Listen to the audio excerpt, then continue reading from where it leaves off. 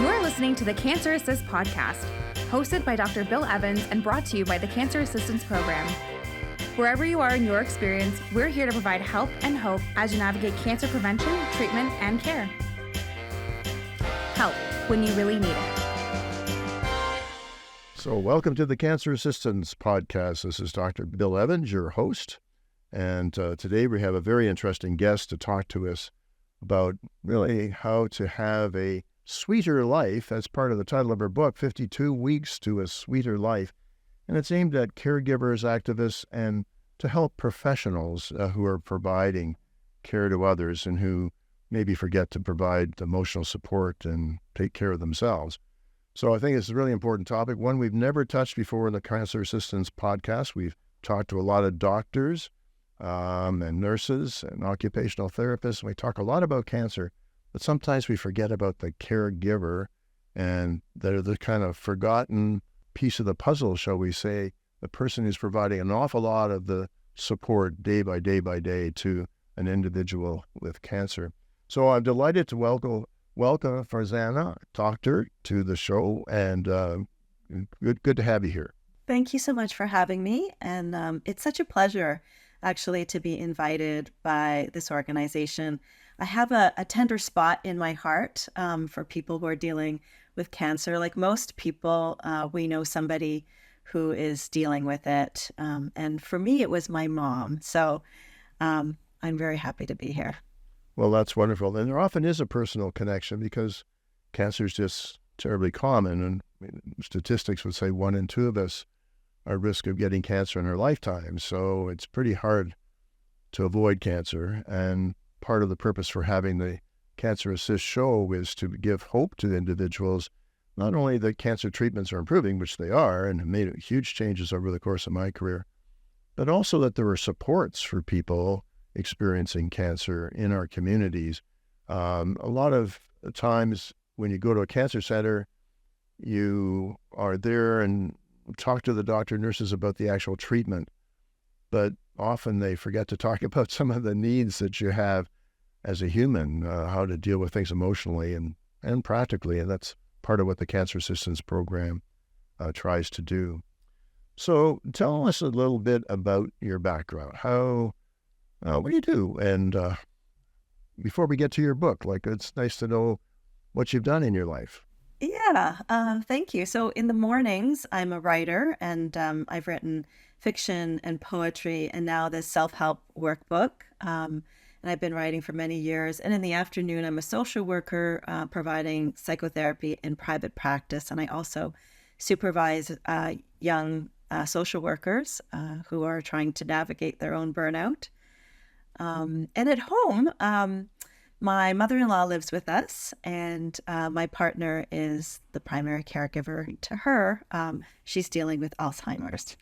And how did you get to be a writer and a psychotherapist? The combination sounds like quite an interesting one. Go back a little, wind the tape back a little bit for us. And how did you get your start in these things? What were your early days like? I think I was a kid who always liked to write. I wrote poetry. I wrote plays and performed them to whoever was willing to watch them, my family. And then, I'm a child of immigrants, and often the trope that we have is focus on financial security, which is a smart thing to do. And so some of the artistic stuff was really downplayed in my life, and I was told, go out and get a career. And I was trying to figure out what I wanted to do. And I was also very involved, I still am, in activism. And so I tried to think of a career that would allow me to be an advocate and have social justice at the forefront. And so I ended up in social work. My first social work job was at Interval House in Hamilton. And I just continued to work in organizations and hospitals. And then around 2000, I said, I need to take the writing more seriously again. I was still writing on the side, and I quit my full-time job, went into private practice so that I could have a little more autonomy, a little bit more control over my time. And then the writing really took off, and I'm 6 books in.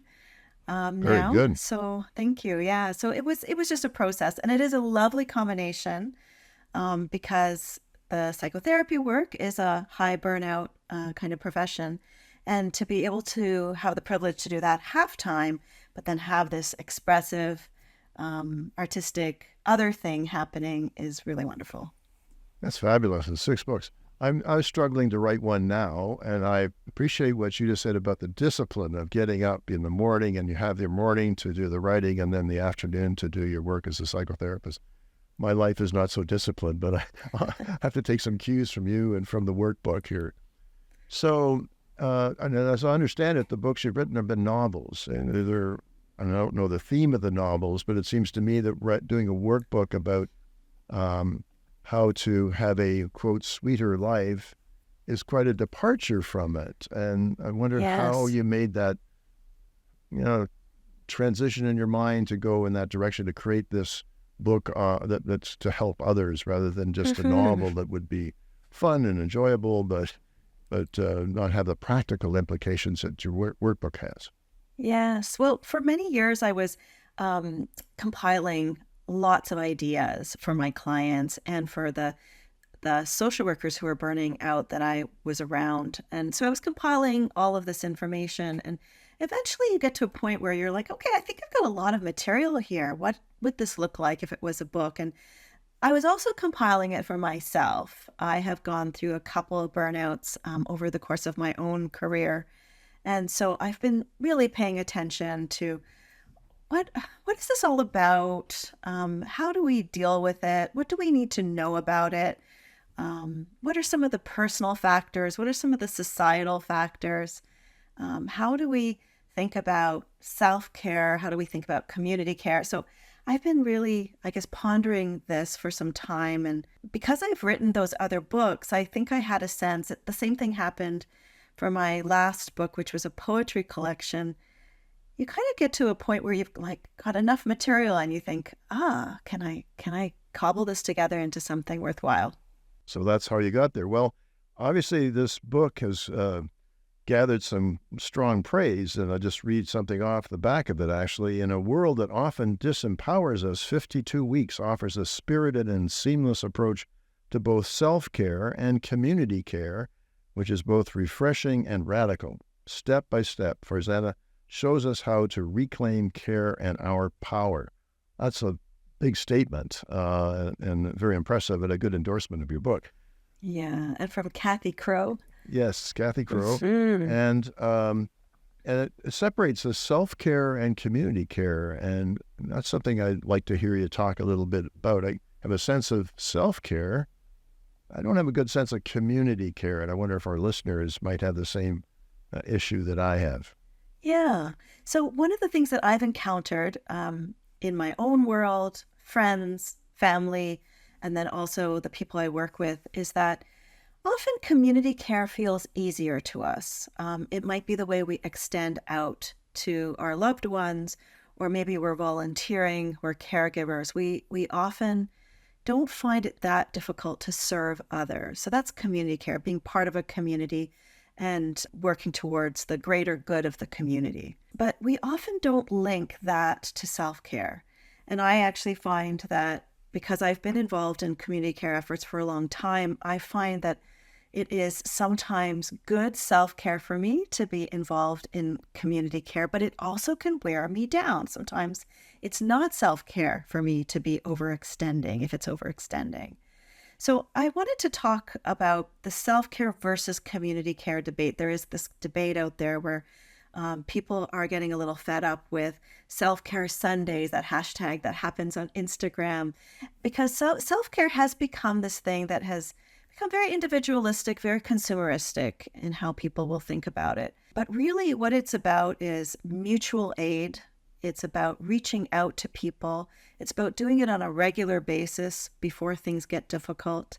Something I like to talk to people about is to ditch their grand gesture approach to self-care, and that applies to community care too. So I'll just give you an example of what that means. It's going to the spa and then wishing you could live at the spa, or work, go on vacation, but then you're sick for the first few days of your vacation because It's the first time you're actually resting. So what I like to talk, and then with community care, it might be, I'm in an utter crisis and I finally reach out to my best friend and tell her. So alternatives to this would be I'm reaching out to my friends on a more regular basis to talk about the smaller stresses. And I'm reaching to them to see how they're doing on a more regular basis. And that can be with a volunteer group as well. It might be that I have daily practices of self-care that are not grand gestures. It might be that once an hour I'm standing up and dancing or somatically shaking out the stress. So so self-care and community care can be those things. They can be smaller daily practices that help us to manage in the world. And why that is so important to me is most people I talk to say, I have no time for all of this. I'm busy. Like I've got my full-time job and then I'm caring for a loved one. And then maybe I'm, doing something else because I'm a volunteer at the Cancer Assist program. Like nobody feels like they have any time. They're just exhausted. So I'm like 3 minutes, once an hour. What can you do for yourself? Who can you reach out to? That's a good start too, because the very first week of the workbook getting started is scheduling just small little bits of time. And you mentioned 2 minutes a day for reading and pondering the ideas in this book. And because most of us are very busy. And somebody says, oh, here's a workbook to go through over the next year. And, oh, thank you very much. And maybe you start off optimistically, but run out of gas because too many things intrude. But you've chunked it down to very small little steps. And you want to talk about that? That was important. Yeah. I because of the time crunch that people talk about, and I think it's also a motivation crunch. I think that people don't take themselves seriously enough when they're suffering. So it is time, but it's also something else that has to do with not understanding that this is so necessary. So each chapter is designed to be like a 3-minute read, and then optional experiments for thinking a little bit more deeply. So some deep thinking about your own life, deep thinking about how these things work for you. And then there's also optional deeper dives. There's a QR code or a link that goes to my website that has, short articles, short videos, things to look at, so that if you're a little curious about a particular topic and you want to know a little bit more, there's something to take you a little further. I was going to ask you about the deeper dive, but you explained it very nicely there. So exactly, each of these chapters is laid out in sort of a standard way, but with not so much information that you're overwhelmed or it takes a lot of time. So it's quite doable. But you all need to be disciplined like you are. What you do in the morning, I'm going to write, well, maybe with your coffee, you read this, or something that's kind of a routine part of your life, and you can just take a couple minutes more to read and then think about this. So I thought the week 3 self-care and community care assessment, where you have the picture of the physical, the emotional, and the spiritual dimensions of our lives, and you're asked or challenged to kind of think about that both from the personal care point of view, but the community care, which is around the outer side. Talk a little bit more about that and what a person would do and how that's helpful in getting them oriented to the workbook itself. In that chapter, I say, this is not a test. So this is one of those optional exercises just to do a self-assessment to see, how am I doing physically? I know that I'm supposed to take more walks. Am I doing that? And you might just make some notes for yourself. How am I doing physically? How am I eating? How am I sleeping? And then in the emotional, what kind of emotional support do I have? How am I releasing some of my feelings? How am I even acknowledging some of my feelings? How am I normalizing my feelings? In the spiritual realm, it can look like something faith-based, or maybe it's, am I getting out into nature? Do I have a greater sense of something bigger and awe? So we're just making some notes around that. And a lot of the things we will do will cross over into community care as well. So I think I gave an example of organizing a nature walk with your friends, right? That's going to be emotional, that's going to be physical, maybe that's spiritual as well. And it's also community care because you're with other people. And we might find that there are some things that we are doing in our lives that look like they're community care for us, but when we take a deeper look at it, we're finding that they're actually a drain on us. So also establishing how are these things really impacting us? Are they draining our battery? Are they, are they filling us? There's a couple of chapters here that I found particularly interesting. One of them in month 2, week 5, neuroplasticity is cool. Now that really caught my attention. I wanted to explain a little bit about that because I think most people won't have much of a concept of neuroplasticity and how it might relate to, Yes. adaptation to Yes. stresses and so on. Yes. Neuroplasticity refers to the ways that the brain can change, and much of habit change. And there are in some of the chapters I address habit change because essentially developing, greater self-care and community care ends up being habit formation. So I talk quite a bit about how habits work. And with neuroplasticity, we can create new neural pathways through repetition. Over and over when we do something. And there are different ideas about how many times we have to do something for something to change. Some people say maybe it's 21 days, and some people say way longer than that. And I think it really depends on what it is that we're trying to change and what's the foundation and how much support we have. So it's about what are the repetitive processes that we can add to our lives. So the example you gave about can we spend 2 minutes with our cup of coffee, we probably have, if we are regular coffee drinkers like I am, we have a well-established habit, a neural pathway. Each morning I get up, I turn on my coffee maker. I can do that in my sleep. I am half asleep at that moment. So, what if we habit stack onto that? That's the term that gets used. How about we habit stack? We add something onto that cup of coffee. Well, over time, that becomes your neuroplasticity exercise, and it starts to stick. So one of the perhaps not greatest neuroplasticity exercises I've established is that with my morning cup of coffee, I look at social media.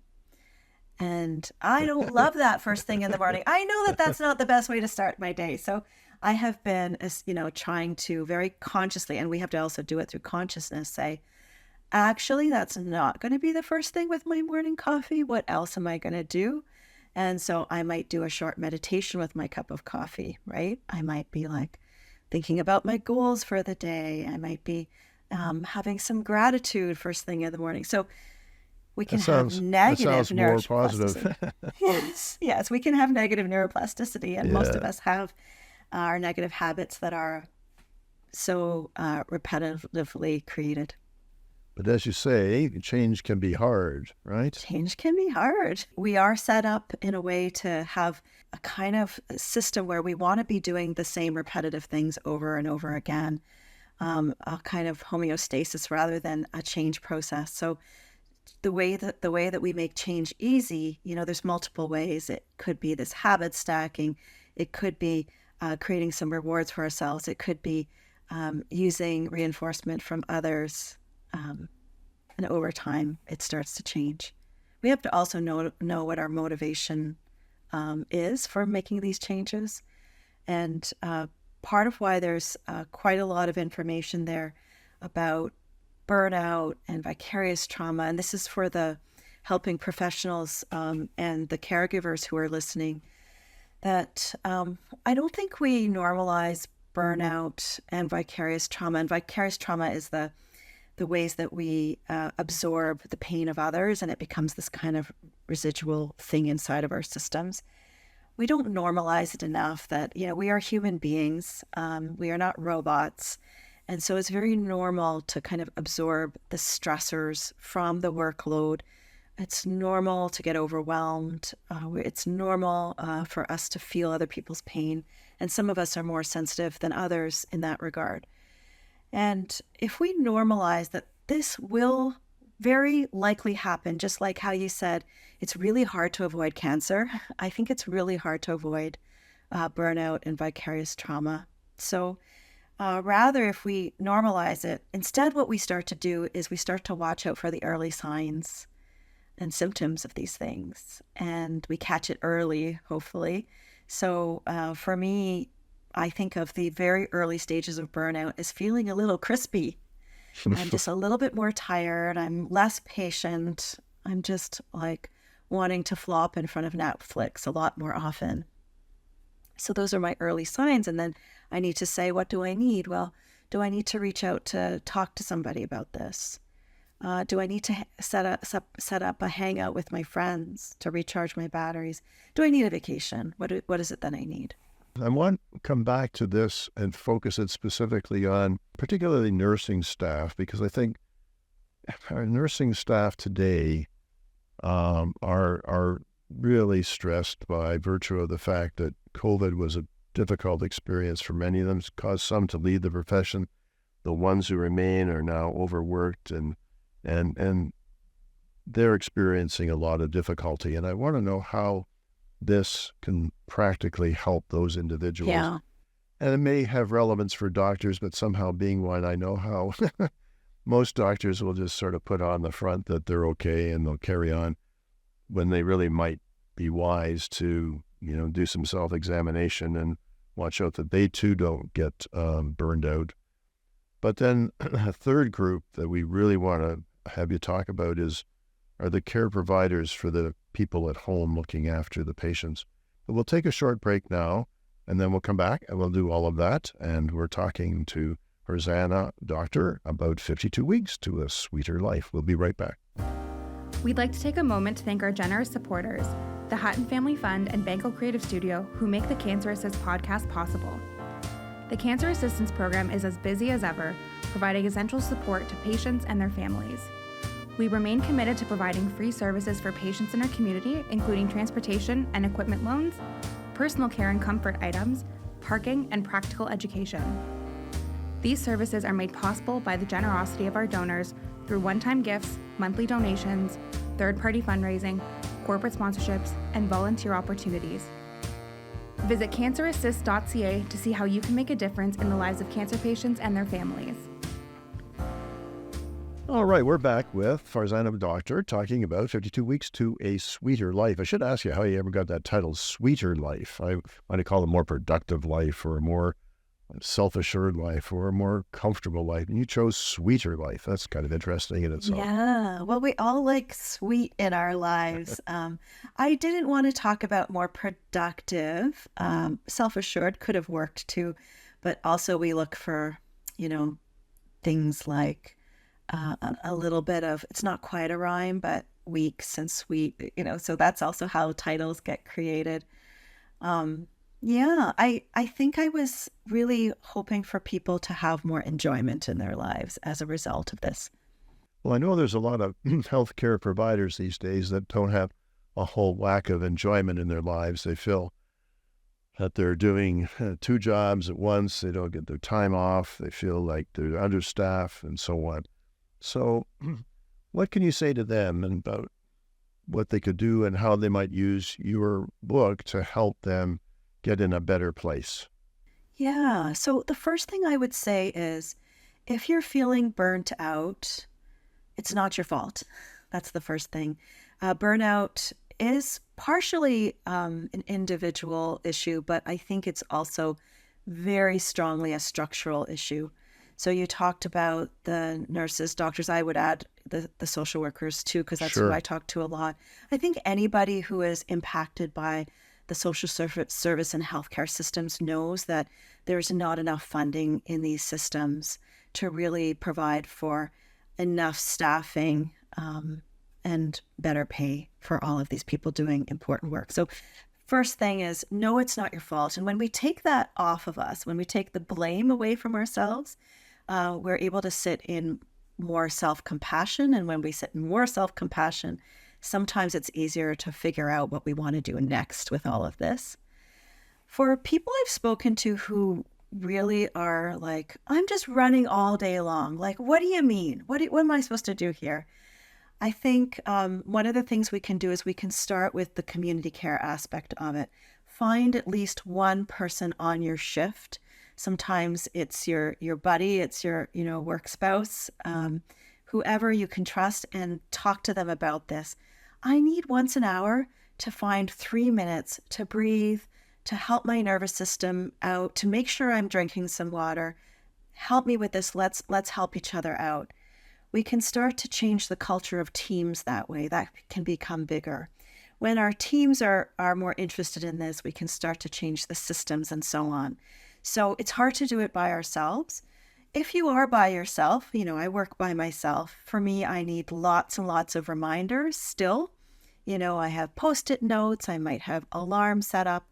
And then it really is just up to me. Like, Farzana, get up, shake it out, listen to some music, walk around the block, right? And these can be 3-minute, 5-minute activities. And for me, a lot of it is noticing what's going on in my nervous system. I have a few chapters that are devoted to understanding how the nervous system works. Most of us should have been learning this in grade 3, and we just don't have this education about how overwhelm happens in our nervous system. But to make it really quick and dirty here, our brains are set up to go into overwhelm very quickly. We barely notice that it's happening to us, and so we need to find out how we can notice that. And then what can we do to come back into an equilibrium? A term that gets used a lot is the window of tolerance or window of capacity. And once we understand what our window of capacity feels like, where our kind of ideal nervous system state is, and then what overwhelm is feeling like in our bodies, we can start to play with that. And that's what I'm doing in my 3 minutes of dancing or walking around the block.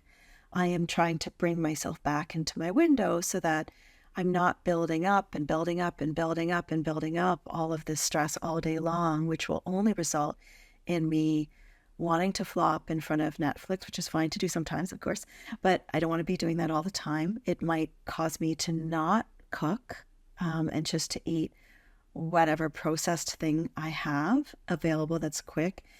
All that stress will build out and maybe cause me to go to bed too late. It might cause me to yell at my partner, right? So we just want to be watching this build up all day long so that we are kind of releasing it as we're going. We're resetting as we're going through our day.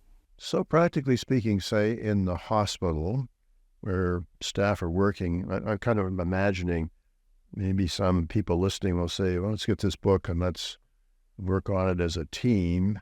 Can you see nurses and teams getting together and trying to apply this on a day-by-day basis and kind of use as a workbook to go through together?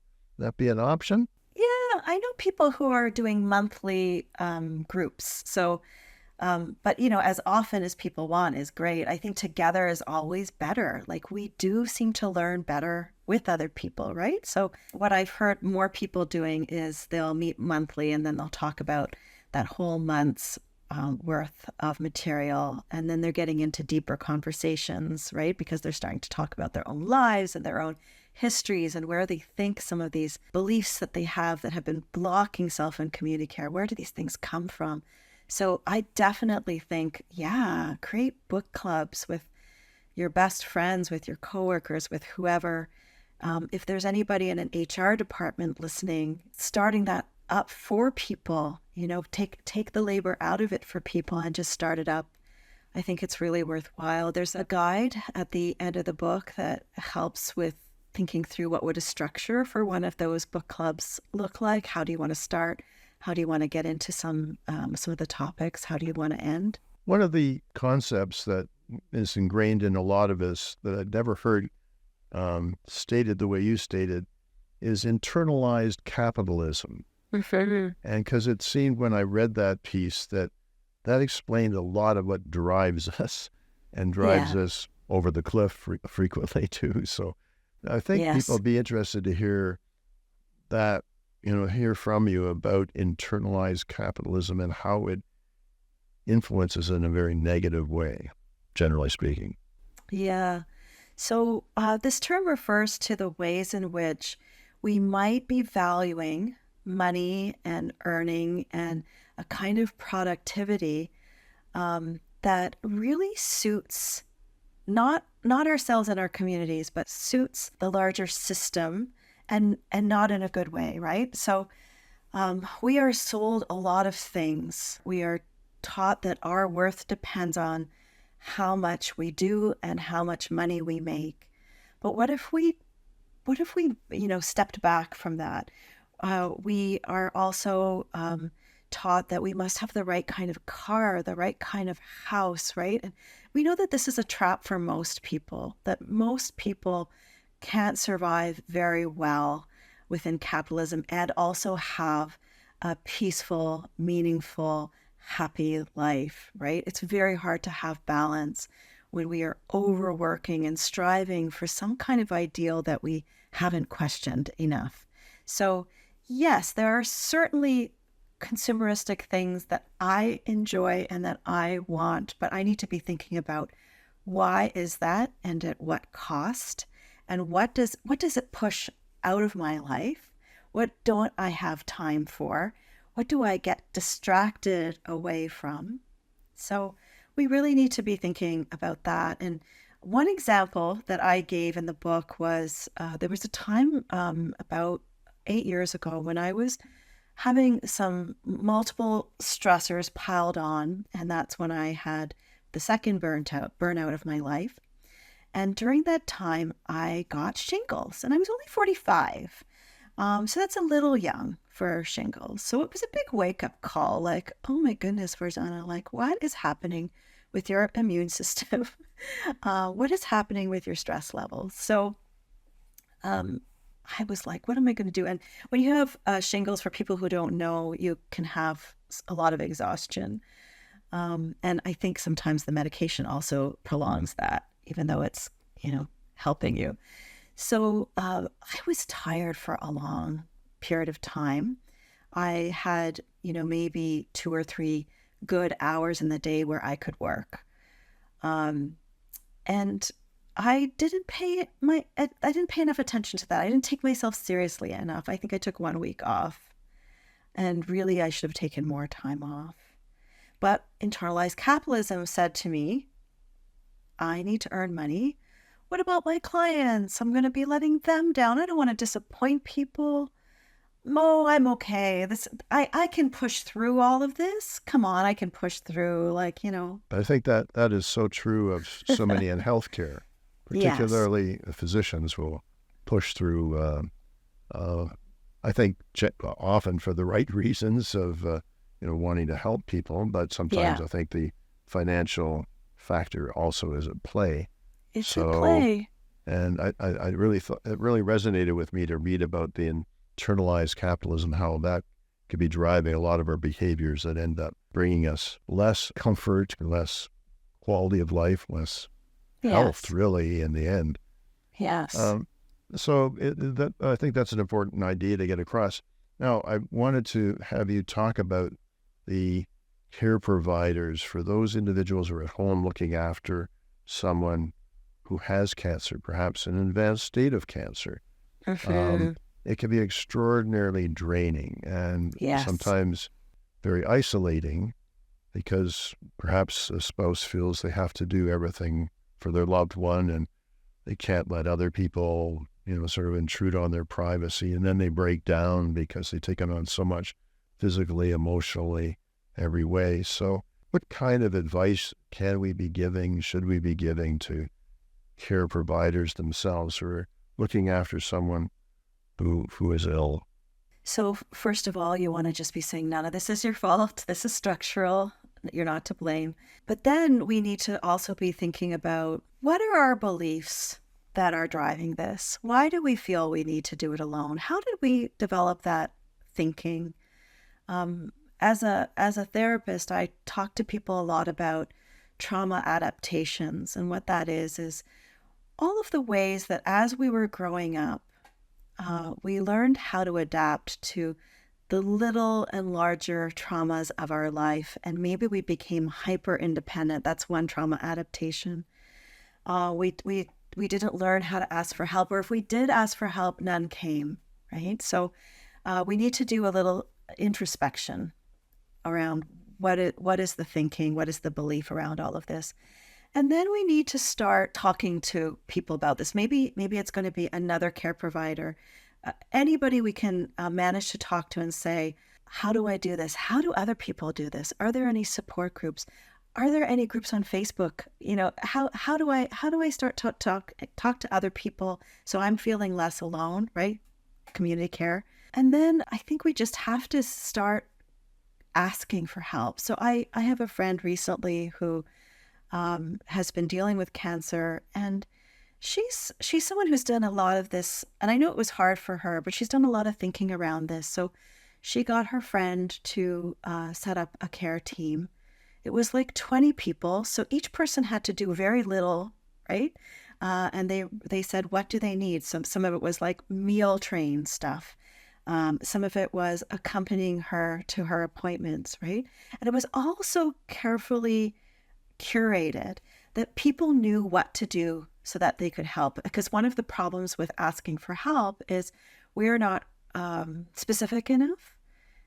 Our friends actually need detailed instructions in how to help us. Our family members need detailed instructions. So the first step is to talk to someone about how you set that up, how to feel less selfish or bad for setting that up, and then start to set it up. And then, check in and see, what are people finding? Because most people will say, I was so glad that I could do this one thing for you. It took me 20 minutes, and I was so glad I could do something. I felt so helpless.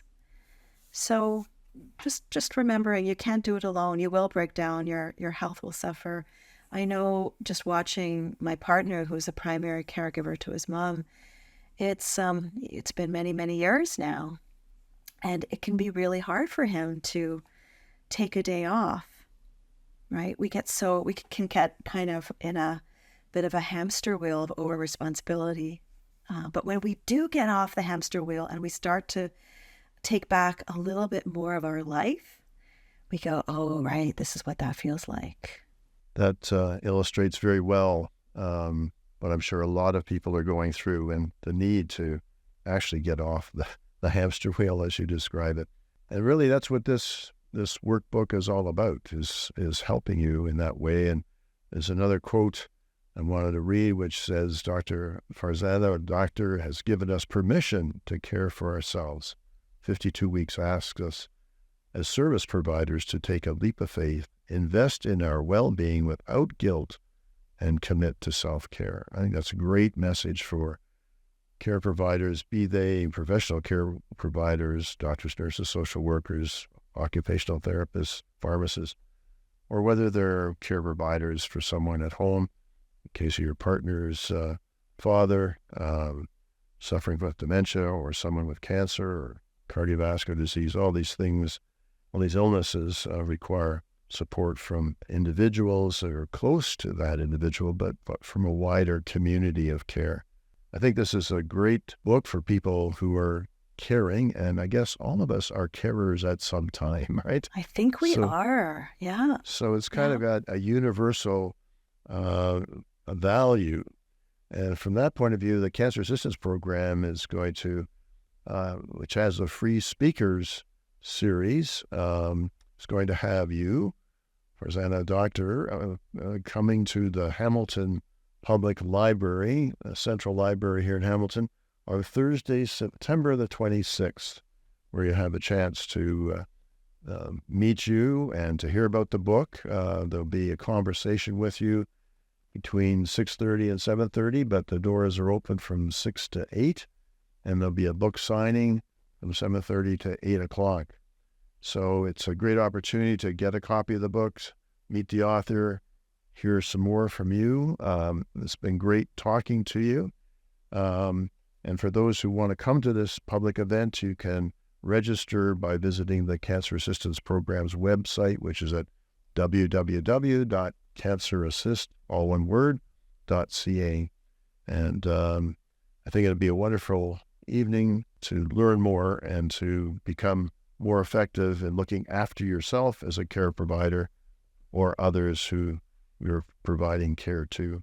It's been wonderful talking to you. Yes, thank you. You've acquired an awful lot of rich experience through your work and put it to good use and chunking down in small little steps how we can all become a little healthier, I would say, as caregivers or activists or helping professionals. So I want to thank you for taking the time to do this podcast with me, and look forward to maybe seeing you September 26th in Hamilton. I hope so. Thank you so much for having me on the podcast. Thank you for listening to the Cancer Assist podcast. Find more episodes, resources, and information at cancerassist.ca, or follow the Cancer Assistance Program on Facebook, Twitter, and Instagram. Thanks for listening.